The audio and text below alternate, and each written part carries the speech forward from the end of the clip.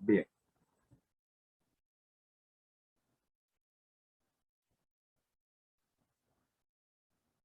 Estábamos en Lucas 6, 12 al 16. Vamos a Lucas 6.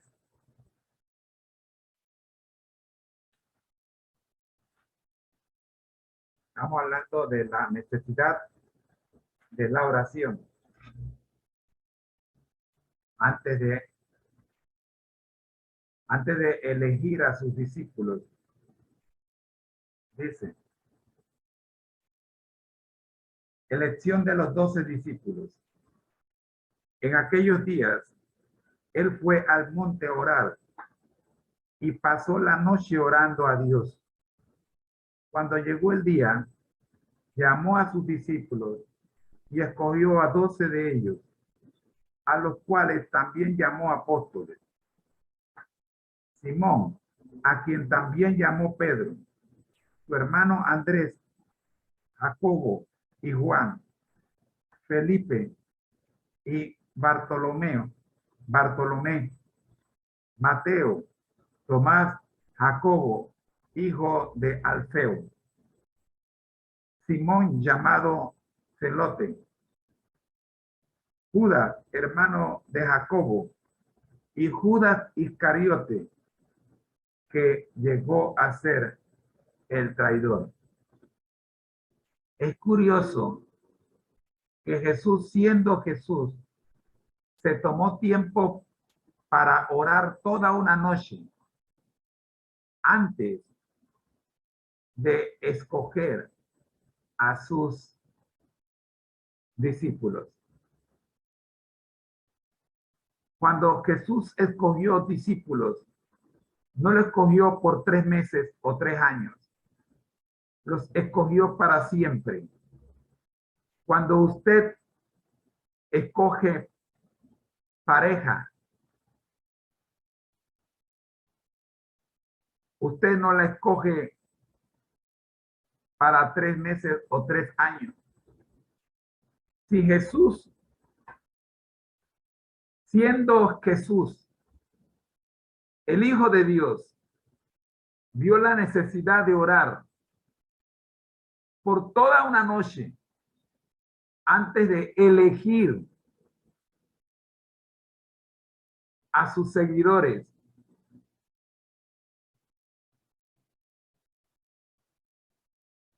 que habrían de ser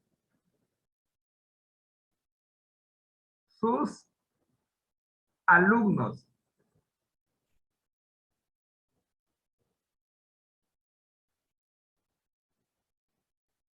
Caminarían con él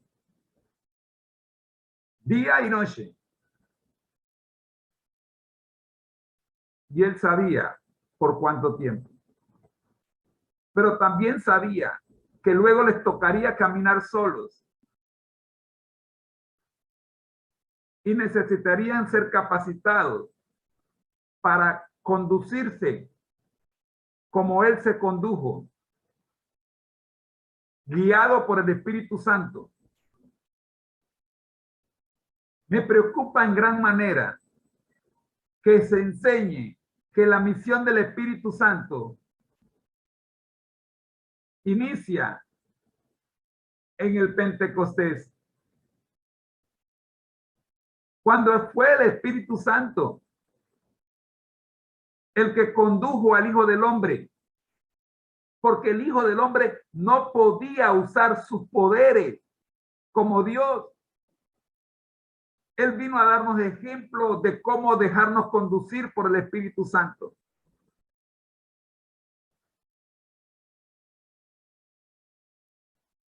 Si Jesús hubiese utilizado el más mínimo de sus poderes como Hijo de Dios, su misión había fracasado. Porque ese sería el argumento de Satanás a la hora del juicio. Alegando de que Jesús sí pudo porque era el Hijo de Dios. Y por eso la tentación en la tentación Jesús utilizó el mismo argumento para derrotar a Satanás. Escrito está. Nunca Satanás pudo ni podrá utilizar el argumento de que Jesús, por ser el Hijo de Dios, obtuvo la victoria. Lo que permitió que Jesús obtuviera la victoria fue dejarte conducir por el Espíritu Santo.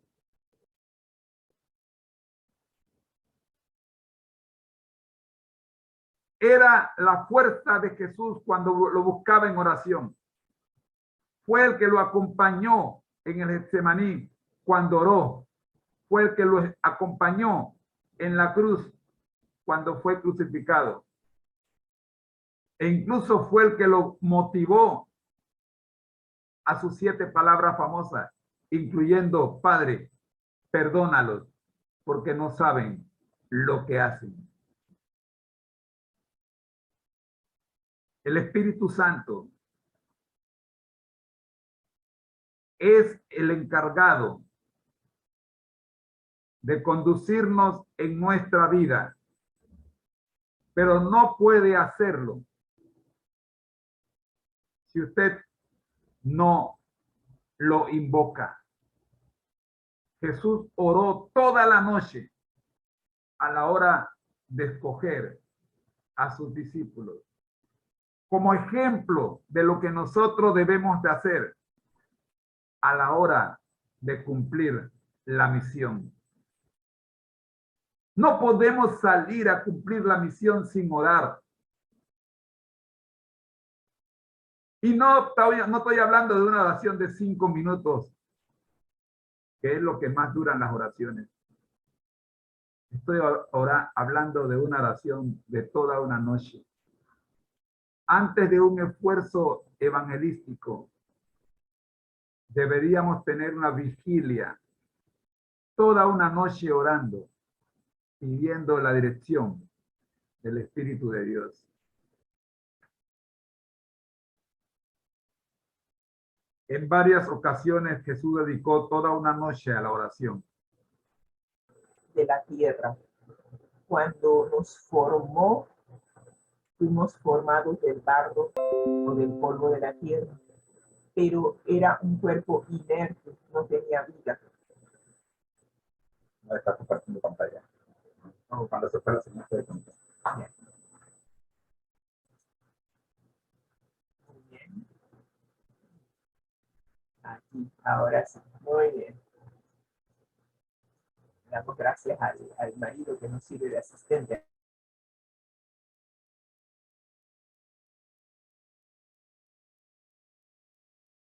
Esta semana, que nos explica el origen de la vida. Y el origen de la vida se encuentra en el texto Génesis 2:7, que nos dice que Dios nos formó del polvo de la tierra, barro éramos. Pero cuando nos formó, simplemente éramos un muñeco, como los muñecos de cera que vemos en los museos. Era simplemente un muñeco, no tenía vida. Pero cuando Dios sopló aliento de vida en las narices de este cuerpo inerte, entonces el hombre llegó a ser un ser viviente o un alma viviente.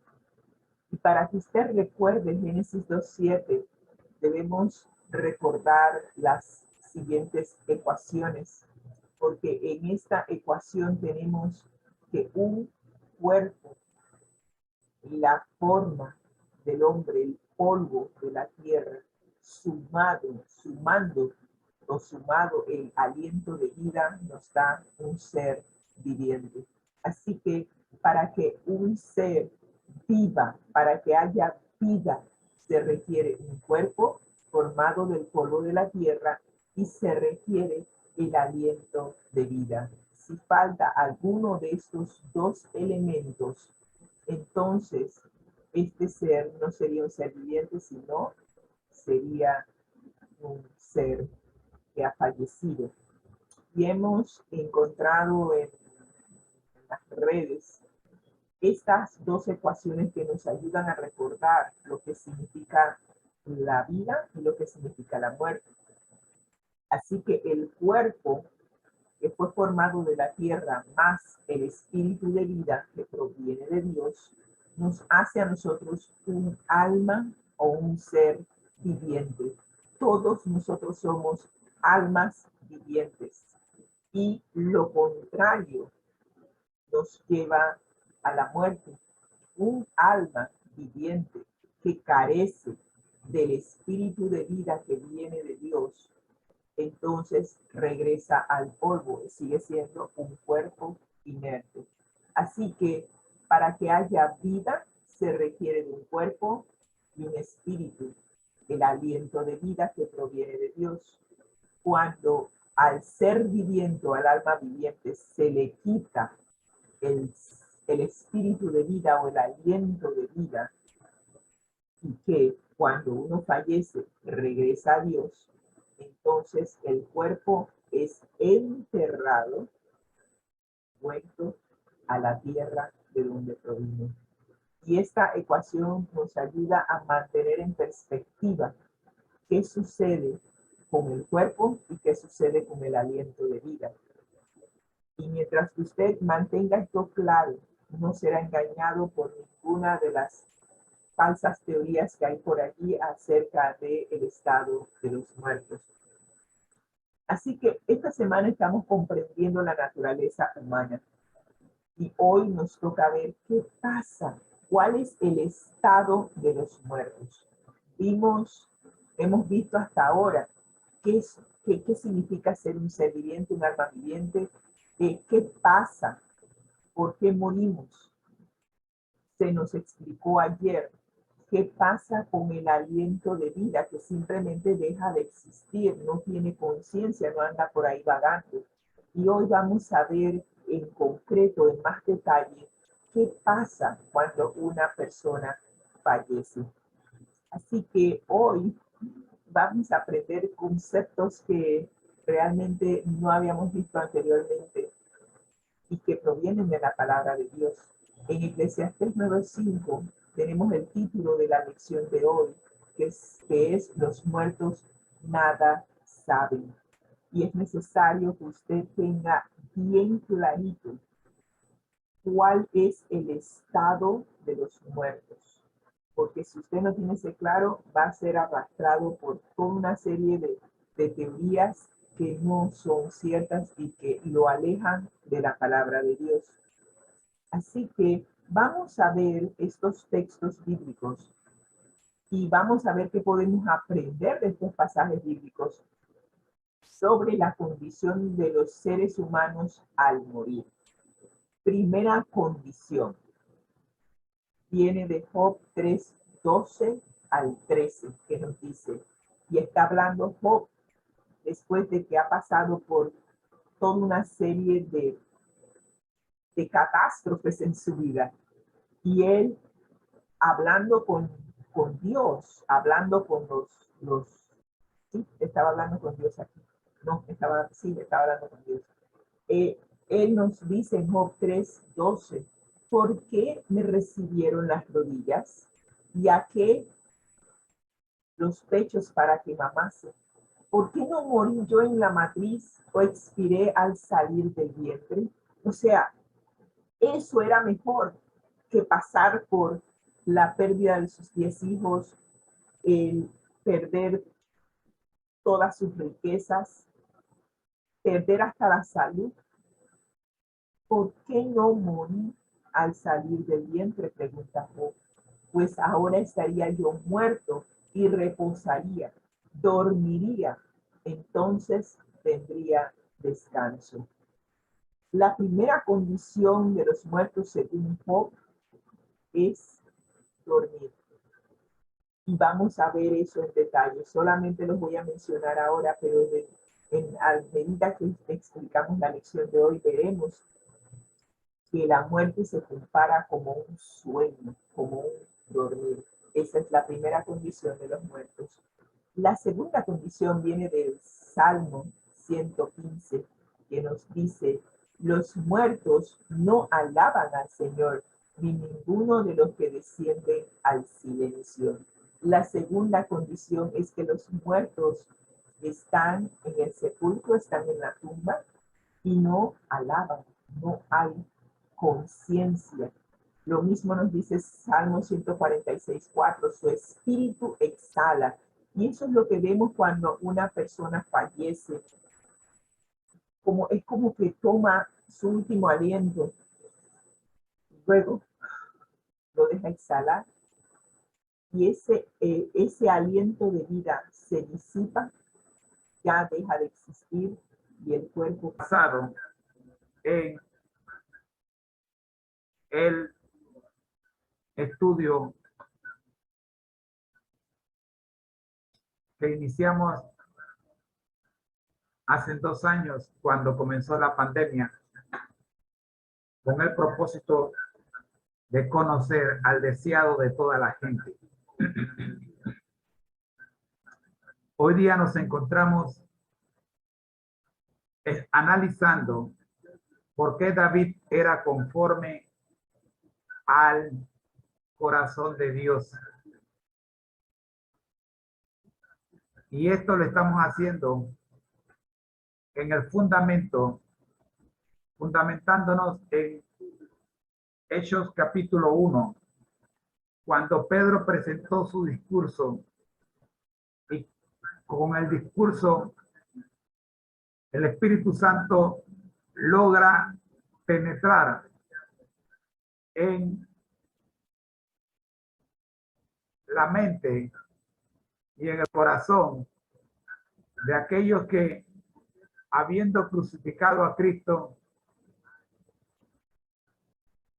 llegaron a la convicción de que necesitaban hacer algo.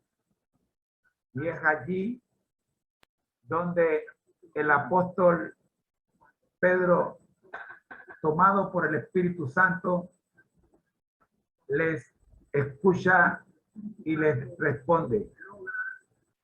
Cuando estos preguntan, varones hermanos, ¿qué haremos? Es interesante saber que ahora el apóstol y sus, amén. Espérate, Rosy. Junior, no se vaya. Disculpen. El apóstol y sus discípulos y sus compañeros de trabajo se encuentran llenos del Espíritu Santo. Y los que habían crucificado a Jesús, más de 3,000 de ellos, estaban delante de ellos. Y ahora le llamaban hermanos.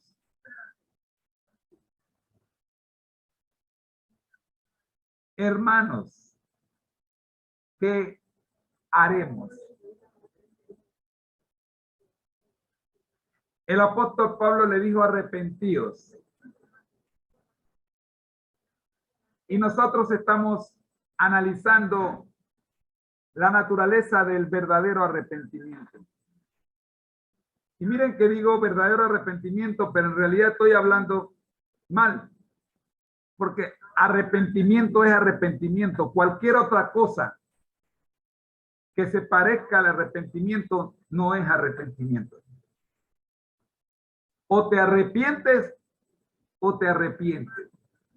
No puedes decir que te has arrepentido y seguir practicando lo mismo de lo cual te arrepentiste. Entonces, no te has arrepentido. Así que no vamos a hablar de un falso arrepentimiento. Yo no sé qué nombre le quieres poner, pero arrepentimiento no es. No existe tal cosa como un falso arrepentimiento. O te arrepientes o no te arrepientes. Así de fácil. O estás embarazada o no estás embarazada. Una mujer no puede suponer que está embarazada y vivir una vida de embarazada como hacen las perritas, que las perras sufren de esa enfermedad que le llaman falso embarazo. Ellas se autoembarazan ellas solitas. Tú no puedes llegar y decirle a tu mamá, mamá, estoy medio embarazada. Tú no puedes llegar y decirle a Jesús, estoy medio arrepentido. O estás arrepentido o estás arrepentido. Entonces, en esta base del arrepentimiento, encontramos una serie de puntos importantes que tenemos que analizar. El primero de ellos es que la Biblia tiene poco que decir en alabanza a los hombres, debido a que la Biblia no busca ni pretende magnificar al hombre, sino llevarlo a desconfiar de él y confiar en Dios. El segundo punto que tenemos que tener claro es que el hombre lucha con un enemigo más fuerte que él.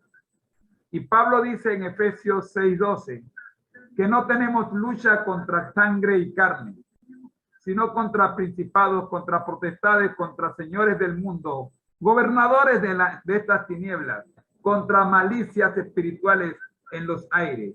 Y de este versículo lo hemos analizado y hemos sacado 6 temas que ya están grabados en cada una de las lecciones dadas anteriormente.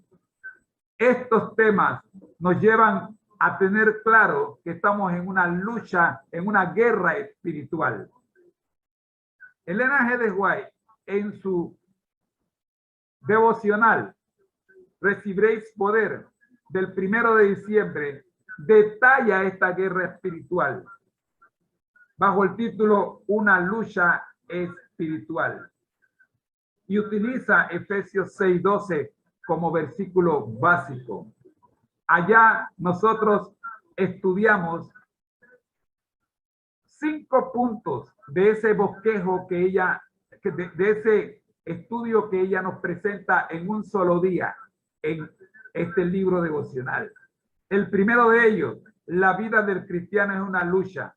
El segundo, en este conflicto de la justicia contra la injusticia, solo podemos tener éxito mediante la ayuda divina.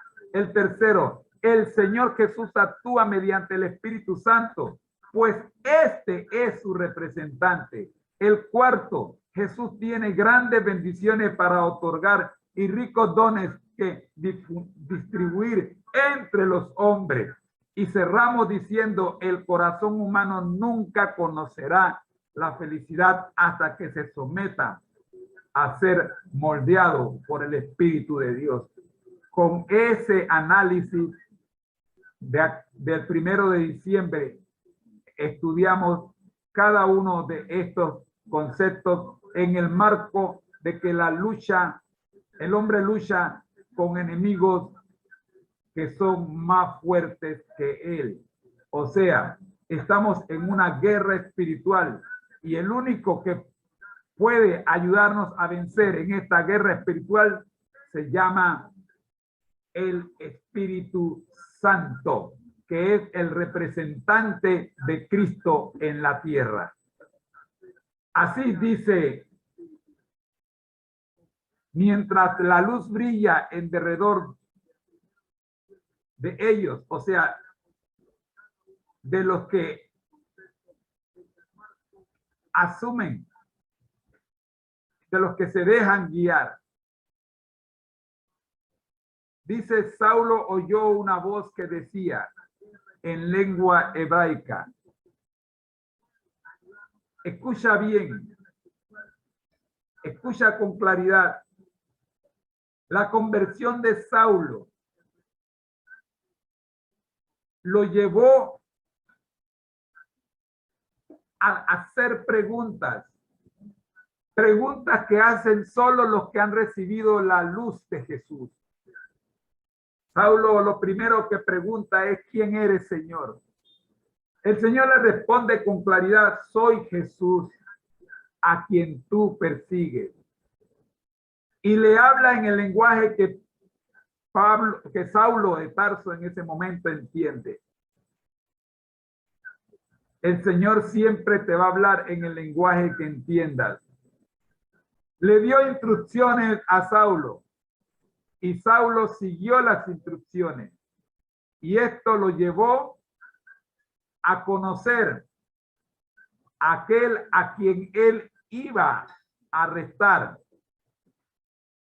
el siervo de Dios de nombre Ananías.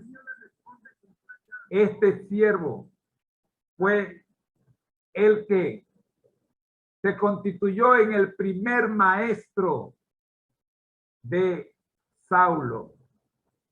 Fue él a quien Dios utilizó para devolverle la vista a Saulo y para bautizarlo y que recibiera el Espíritu de Dios. Ahora Cristo le habla con su propia voz diciendo: Saulo, ¿por qué me persigues? Cristo siempre nos va a hablar de manera directa.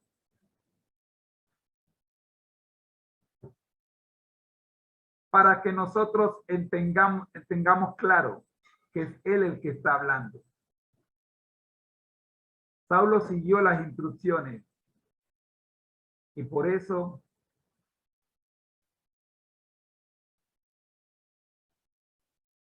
vamos a compartir pantalla otra vez. Ya estoy terminando. Bien, mis hermanos, vamos a cerrar este capítulo con este punto. Aunque no se hallara a nadie en Israel que ejecutara la sentencia de muerte contra el ungido del Señor. Recuerden que el único que podía legalmente acusar al rey de pecado era Urías, porque la ley le permitía al ofendido llevarlo a juicio, llevar a juicio al que lo ofendió. Pero Urías estaba muerto. Por eso, aunque no se hallara a nadie en Israel que ejecutara la sentencia de muerte contra el ungido del Señor, David tembló por temor de que, culpable y sin perdón, fuese abatido por el rápido juicio de Dios.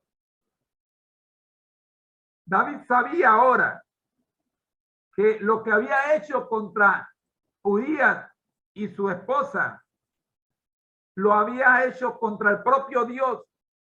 Y aunque Urías estuviera muerto, Dios podía reclamarle por su pecado. Pero se le envió por medio del profeta este mensaje: también Jehová ha remitido tu pecado, no morirás. No obstante, la justicia debía mantenerse. La paga del pecado es muerte, pero el Señor había perdonado a David antes que David pidiera perdón. Y ahora, lo que no podía el Señor quitarle era sufrir las consecuencias de su error. La justicia debía mantenerse. La sentencia de muerte fue transferida de David al hijo de su pecado. Así se le dio al rey oportunidad de arrepentirse, mientras que el sufrimiento y la muerte del niño como parte de su castigo.